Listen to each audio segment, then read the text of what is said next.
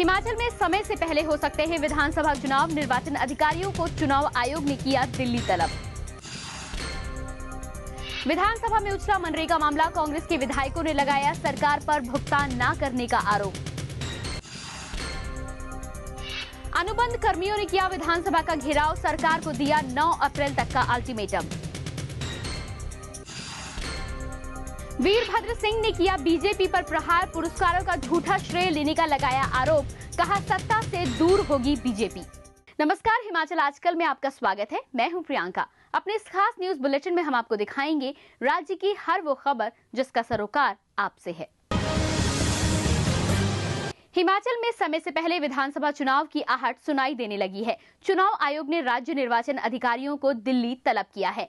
वैसे हिमाचल विधानसभा के चुनाव नवंबर और दिसंबर महीने में होने हैं, मगर चुनाव आयोग समय से पहले चुनाव करवाने का मन बना रहा है। इसको लेकर दिल्ली में 2 दिन तक चुनाव आयोग राज्य निर्वाचन अधिकारियों के साथ मैराथन बैठक करने जा रहा है। अगर चुनाव आयोग प्रदेश में एक साथ चुनाव करवाने का निर्णय लेता है तो इस बार विधानसभा चुनाव सितंबर या अक्टूबर में हो जाएंगे। हिमाचल में इस बार विधानसभा चुनाव समय से पहले होने के आसार नजर आने लगे हैं। राज्य के मुख्य निर्वाचन अधिकारी के दिल्ली कूच करने से चुनाव की आहट सुनाई देने लगी है। वर्ष 2007 में प्रदेश के विधानसभा चुनाव 14 नवंबर और 19 दिसंबर को हुए थे। 14 नवंबर को जनजातीय क्षेत्रों में चुनाव हुआ था, जबकि 19 दिसंबर को प्रदेश के अन्य क्षेत्रों में चुनाव करवाए गए थे। इस बार चुनाव आयोग पूरे प्रदेश में एक साथ चुनाव करवाने के मूड में दिखाई दे रहा है। इसके संकेत मुख्य चुनाव आयुक्त SY कुरैशी ने पिछले साल दिसंबर माह में शिमला में विश्वविद्यालय के कार्यक्रम में दिए थे। अब एकाएक चुनाव आयोग ने राज्य के मुख्य निर्वाचन अधिकारी नरेंद्र चौहान को दिल्ली बुलाया है। ऐसे में इस बार सितंबर या अक्टूबर में विधानसभा चुनाव होने के आसार बढ़ गए हैं। चुनाव आयोग ने पहले भी प्रदेश के सभी राजनीतिक दलों से राज्य के सभी विधानसभा क्षेत्रों में एक साथ चुनाव करवाने की राय मांगी थी। शायद कांग्रेस और भाजपा को समय से पहले ही चुनाव होने का आभास था। हाल ही में मुख्यमंत्री प्रेम कुमार धूमल ने अपने मनाली दौरे के दौरान कहा था कि चुनाव आयोग जब चाहे चुनाव करवा लें, पार्टी पूरी तरह से तैयार है। समय के बारे में इलेक्शन कमीशन तय करता है, क्योंकि हम तो जब से सत्ता में आए तब से चुनाव ही लड़ते रहे, तो हम तो इलेक्शन मोड में एवर रेडी है। जब भी चुनाव आयोग कहेगा हम चुनाव के लिए तैयार हैं। ऐसा ही एक बयान केंद्रीय मंत्री वीरभद्र सिंह ने ऊना के दौरे के दौरान दिया था। उन्होंने कहा था कि कांग्रेस चुनाव के लिए तैयार हो या नहीं, पर मैं विधानसभा चुनाव के लिए पूरी तरह तैयार हूँ। कांग्रेस पार्टी तैयार हो ना हो, हम तो तैयार हैं। कांग्रेस पार्टी के अंदर अच्छे नेताओं का, अच्छे सरदार लोगों का कोई कमी नहीं है। सिर्फ उनको इकट्ठे करके उनको इस अभियान में ले जाने की बात है। भले ही प्रदेश में समय से पहले चुनाव करवाने की हलचल शुरू हो गई हो, पर कांग्रेस और भाजपा ने पहले ही विधानसभा चुनाव की तैयारियां शुरू कर दी है। वहीं कांग्रेस सत्ता में वापसी के लिए इस बार जीत की क्षमता रखने वाले प्रत्याशियों को ही चुनाव में उतारेगी। इसके लिए बाकायदा कांग्रेस एक प्राइवेट डिटेक्टिव एजेंसी के जरिए सर्वे करवाने जा रही है। इसके आधार पर ही कांग्रेस प्रत्याशियों को चुनावी समर में उतारेगी। भाजपा इस बार विधानसभा चुनाव में प्रत्याशियों और चयन को लेकर सर्वे करवाएगी। पार्टी के आला नेताओं ने संकेत दिए हैं कि वे अपने चुनाव क्षेत्र में बेहतर प्रदर्शन न करने वाले मंत्री व विधायक के टिकट काट सकते हैं। भाजपा मिशन रिपीट को लेकर उम्मीदवारों के चयन में कोई भी जोखिम नहीं उठाना चाहती है। विधानसभा सत्र के बाद कांग्रेस और भाजपा उम्मीदवारों के चयन को लेकर माथापच्ची करना शुरू कर देगी। चुनाव आयोग द्वारा हिमाचल विधानसभा चुनाव को लेकर दिल्ली में बुलाई गई बैठक के बाद राजनीतिक गलियारों में चुनावी चर्चाएं शुरू हो गई है। अगर चुनाव आयोग प्रदेश के सभी विधानसभा क्षेत्रों में एक साथ चुनाव करवाने का निर्णय लेता है तो वह हिमाचल में विधानसभा चुनाव के इतिहास में पहली बार होगा। भूपेंद्र चौहान, हिमाचल आजकल, शिमला। केंद्रीय मंत्री और पूर्व मुख्यमंत्री वीरभद्र सिंह ने भाजपा की धूमल सरकार पर प्रहार किए। उन्होंने कहा कि भाजपा अपने चुनावी वादों को पूरा करने में पूरी तरह विफल रही है। उन्होंने आरोप लगाया है कि सरकार विकास के नाम पर मिले पुरस्कारों का झूठा श्रेय ले रही है। उन्होंने दावा किया कि भाजपा अब फिर सत्ता में नहीं आ सकेगी। केंद्रीय मंत्री वीरभद्र सिंह बिलासपुर आए तो उन्होंने भाजपा की राज्य सरकार पर ताबड़तोड़ हमले किए। उन्होंने कहा भाजपा सरकार का मौजूदा कार्यकाल विकास के मामले में पिछड़ा हुआ साबित हुआ है, लिहाजा सरकार रिपीट नहीं हो पाएगी। उन्होंने सरकार पर राजनीतिक प्रतिद्वंदियों पर झूठे मामले बनाए जाने के भी आरोप लगाए। हुकूमत सरकार के, भाजपा सरकार के जो राजनीतिक प्रतिद्वंदी है उनको हैरान परेशान और उनके ऊपर झूठे मुकदमे बनाने के ऊपर चिंतित हो गया। तो ये लग रहा है कि अब वापस सत्ता में आने वाले नहीं है और अब उसकी तैयारी कर रहे हैं।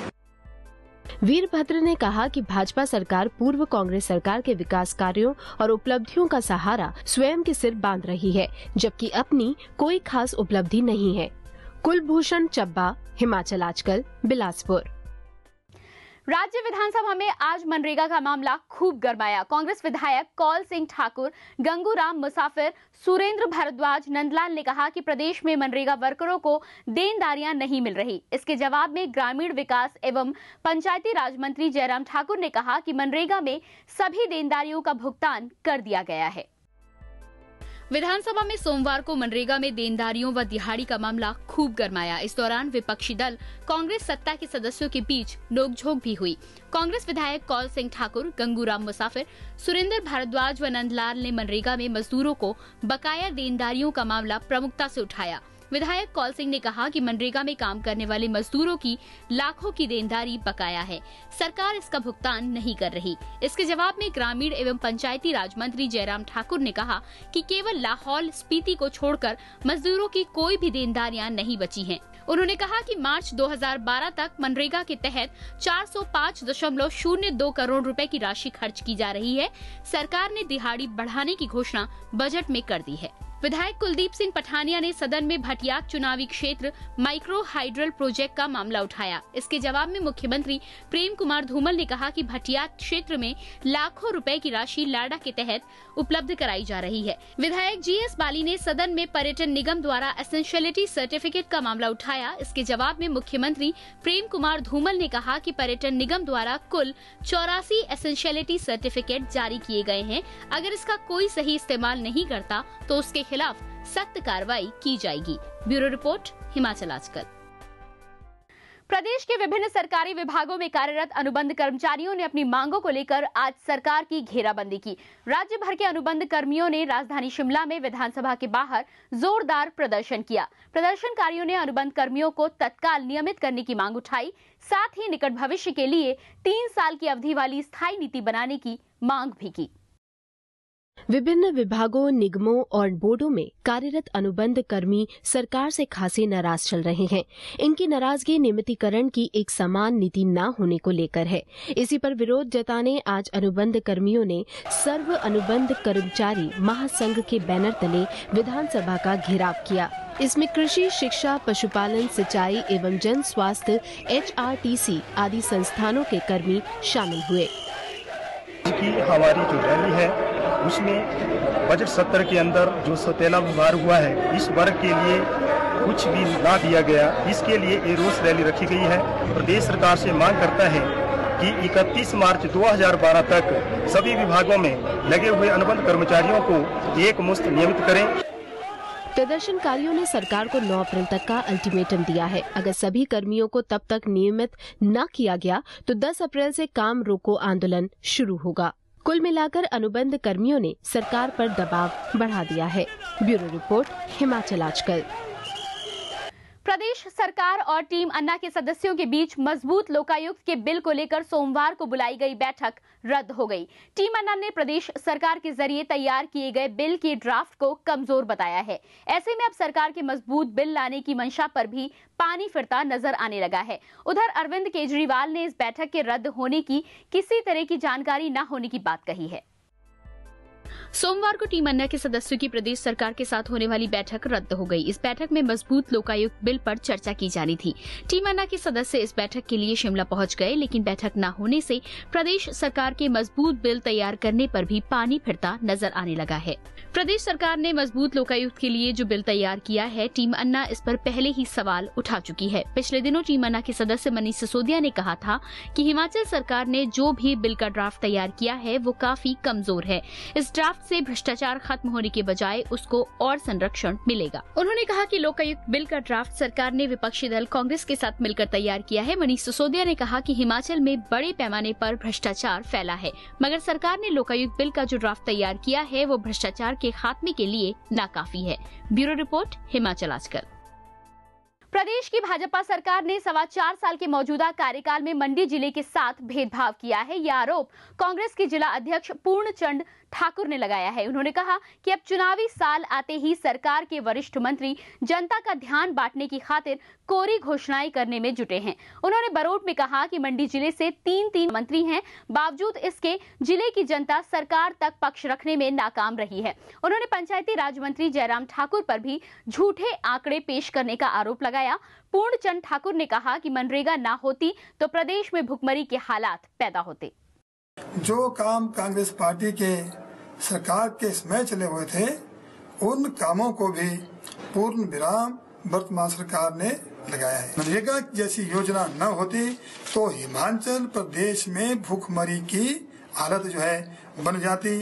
कांग्रेस और मार्क्सवादी कम्युनिस्ट पार्टी ने भी नगर निगम के चुनाव के बहाने धूमल सरकार पर वार किए हैं। कांग्रेस ने मतदाता सूची से हजारों नाम गायब होने के मामले में राज्यपाल को ज्ञापन सौंपा है। कांग्रेस प्रवक्ता कुलदीप राठौर ने सरकार पर सरकारी मशीनरी का दुरुपयोग करने का आरोप लगाया है। वहीं माकपा के राज्य सचिवालय सदस्य टिकेंद्र पंवर ने शिमला में कहा कि नगर निगम चुनाव को लेकर मतदाता सूची से जानबूझकर हजारों नाम गायब किए गए हैं। उन्होंने कहा कि पिछले चुनाव में 1,11,000 वोट थे, जो अब 76,000 रह गए हैं। तो पिछली बार शिमला असेंबली में 68,000 वोटर थे, लेकिन अभी 68,000 प्लस जो वार्ड 7 वार्ड शिमला असेंबली के बाहर के हैं, तो ये करीब 50,000 और वोटर हो जाते हैं। तो ये 1.25 लाख के आसपास वोटर होना चाहिए था। पास है और स्टेट इलेक्शन कमीशन भाजपा के डायरेक्शन में नए रूल्स फ्रेम किए हैं, लेकिन लिस्ट उन्होंने पूरी अपनी मनमर्जी से बनाई है और ये बदलने की जरूरत है। फिलहाल रुकेंगे छोटे से ब्रेक के लिए। ब्रेक के बाद भी खबरों का सिलसिला जारी रहेगा। देवभूमि का सजग प्रहरी हिमाचल आजकल। हिमाचल प्रदेश की राजनीतिक हलचल, सामाजिक चहल पहल, सांस्कृतिक व धार्मिक रबतों का बेहतरीन व अद्भुत संगम। देखिए हिमाचल आजकल प्रतिदिन रात्रि 9 बजे सिर्फ दिशा चैनल पर। ब्रेक के बाद आपका स्वागत है और अब एक नजर हेडलाइंस पर। हिमाचल में समय से पहले हो सकते हैं विधानसभा चुनाव, निर्वाचन अधिकारियों को चुनाव आयोग ने किया दिल्ली तलब। विधानसभा में उछला मनरेगा मामला, कांग्रेस के विधायकों ने लगाया सरकार पर भुगतान न करने का आरोप। अनुबंध कर्मियों ने किया विधानसभा का घेराव, सरकार को दिया 9 अप्रैल तक का अल्टीमेटम। वीरभद्र सिंह ने किया बीजेपी पर प्रहार, पुरस्कारों का झूठा श्रेय लेने का लगाया आरोप, कहा सत्ता से दूर होगी बीजेपी। आंदोलनरत पंचायत सहायकों ने अब सरकार से आर पार की लड़ाई का मन बना लिया है। अपनी मांगों को लेकर कांगड़ा जिले के पंचायत सहायक 21 मार्च से कलम बंद हड़ताल पर हैं। सरकार के रवैये से नाखुश हड़ताली कर्मी कल से भूख हड़ताल शुरू करेंगे। उधर अब पंचायत सहायकों के समर्थन में कांगड़ा के बीडीसी मेंबर भी कूद गए हैं। कांगड़ा ब्लॉक के बीडीसी अध्यक्ष देवीलाल ने कहा है कि पंचायतों के चुने हुए प्रतिनिधि भी सहायकों के साथ आंदोलन में हिस्सा लेंगे। हिमाचल सरकार हमारे इन नौजवान साथी तकनीकी सहायकों से का शोषण कर रही है, वो हम अपनी समिति की तरफ से हम इनका समर्थन करते हैं। सिरमौर जिले में सड़क हादसे लगातार बढ़ रहे हैं। जिले के त्रिलोकपुर में आज दोपहर बाद श्रद्धालुओं से भरी एक ट्रैक्टर ट्रॉली दुर्घटनाग्रस्त हो गई। इसमें सवार 43 श्रद्धालु घायल हो गए। घायलों में से 3 की हालत गंभीर बताई जा रही है। इनको उपचार के लिए नाहन अस्पताल में भर्ती कराया गया है। पुलिस हादसे के कारणों का पता लगा रही है। ये श्रद्धालु माता बाला सुंदरी के दर्शन करने हरियाणा से आ रहे थे।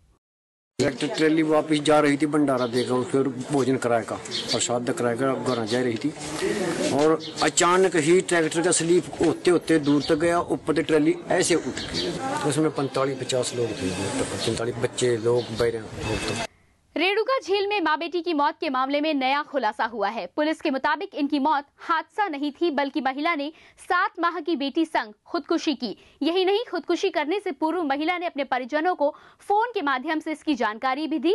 पुलिस अब मौत के कारणों का पता लगाने में जुटी है। एक हफ्ते बाद रेणुका झील में फिर वो हुआ जिसे पहली नजर में हादसा समझा गया, लेकिन ये हादसा नहीं था। बागथन क्षेत्र की एक महिला अपनी बेटी के साथ आत्महत्या करने के इरादे से रेणुका आई।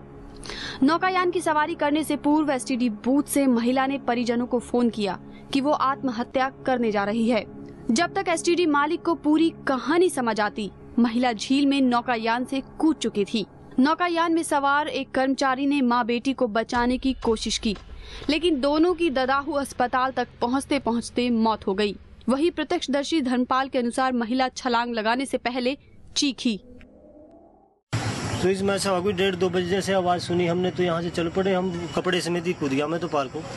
तो वहाँ जाके देखा कि वो नीचे लेटी हुई थी, बच्चा भी बंधा हुआ था पेट में। फिर नीचे गए और ऐसे बाल से पकड़ के उसको उठा लिया। सब वैसे ही था, 1:30-2 बजे के आसपास।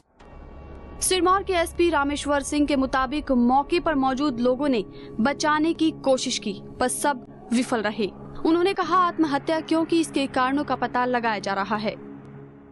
औरत बच्चे सहित एक किश्ती में जो घूम रही थी, वो रेणुका झील में छलांग लगा दी है उसने। तो स्थानीय लोगों की मदद से उस औरत को और बच्चे को झील से बाहर निकाला गया।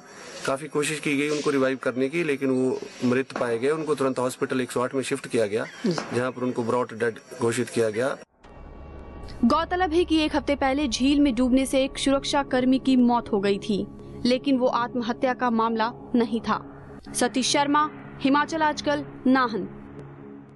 बौद्ध धर्मगुरु दलाई लामा गुरु पद्म संभव की तपोभूमि रिवालसर के 2 दिवसीय प्रवास पर हैं। पहले दिन दलाई लामा ने यहां मॉनेस्ट्री में पूजा अर्चना की, जबकि दूसरे दिन उन्होंने एक नवनिर्मित बौद्ध मंदिर का उद्घाटन किया और श्रद्धालुओं को बौद्ध धर्म के छंद सुनाए। उनके दर्शन करने और आशीर्वाद लेने के लिए सैकड़ों तिब्बती और बौद्ध धर्म के अनुयायी रिवालसर पहुंचे हैं। आइए आपको दिखाते हैं कि हिमाचल आजकल के बारे में क्या कहना है राज्य के प्रमुख नेताओं का। मैं इस चैनल के शुभारंभ के मौके पर सभी को बहुत बहुत बधाई देता हूं और इसकी कामयाबी के लिए मैं प्रभु से प्रार्थना करता हूं।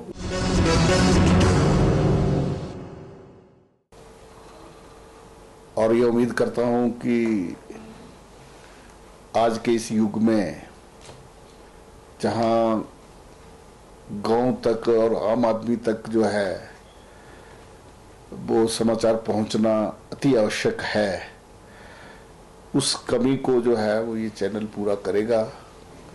और प्रदेश के अंदर जहां धार्मिक, राजनीतिक और जहां तक दूर दराज गांव के अंदर जो हिमाचल प्रदेश के लिए पर्यटन की जो अपार संभावनाएं जो छुपी हैं, उनको भी ये उजागर करेगा। और ये इससे जो है वो प्रदेश के एक आम आदमी की जो है वो वास्तव में सेवा होगी। इस चैनल की कामयाबी के लिए जो है पार्टी की तरफ से, कांग्रेस पार्टी की तरफ से भी शुभकामनाएं देते हैं, ऊना की जनता की तरफ से शुभकामनाएं देते हैं। मुझे आशा ही नहीं बल्कि पूर्ण विश्वास है ये हिमाचल आजकल का जो चैनल है ये भी बड़ी तत्परता से काम करेगा और तुरंत खबर उपलब्ध करवाएगा और अपनी विश्वसनीयता बनाएगा। वो हिमाचल आजकल न्यूज़ चैनल प्रचलित कर रहे हैं। मुझे उम्मीद है कि राष्ट्रीय अंतर्राष्ट्रीय प्रसारण में भी इसके लिए सुविधा प्राप्त होगी। और अब एक नजर टेक्स्ट हेडलाइंस पर।